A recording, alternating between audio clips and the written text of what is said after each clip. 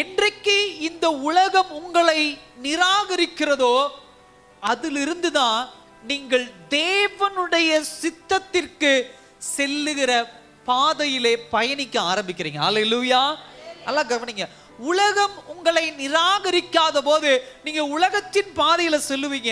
என்றைக்கு உலகம் உங்களை வேண்டாம் என்று தூக்கி எறிகிறதோ அப்பொழுதுதான் தேவன் கிட்ட நெருங்கி தேவனுடைய சித்தத்திலே பயணிக்கிற பிள்ளைகளா என்ன பண்ணுவீங்க? மாற ஆரம்பிப்பீங்க. உலகத்தின் பார்வையிலே புறக்கணிக்கப்படுதல் என்பது கடைசியாக இருக்கிறது வாழ்க்கையின்.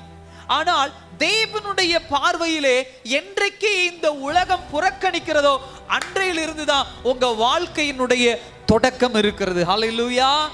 என்றைக்கு உங்களை ஒருவர் வேண்டாம் என்று சொல்லுகிறாரோ அன்றையிலிருந்து தான் ஆண்டவர் நீ எனக்கு வேண்டும் என்று சொல்லி எடுத்து இந்த உலகத்திலே பயன்படுத்துகிறவராக இருக்கிறார்.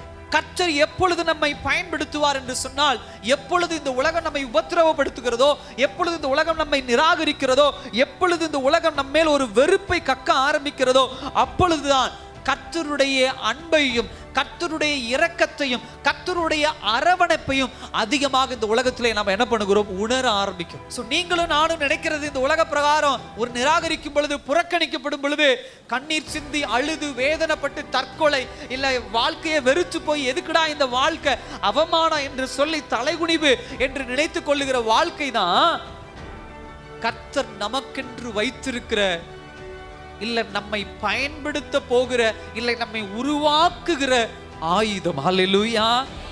ஆவிக்குரிய பிள்ளைகளுடைய வாழ்க்கையிலே நிராகரிப்பு அல்லது புறக்கணிப்பு அல்லது வெறுத்து ஒதுக்கப்படுதல் என்பதுதான் கர்த்தருடைய பார்வையிலே ஆசீர்வாதம்.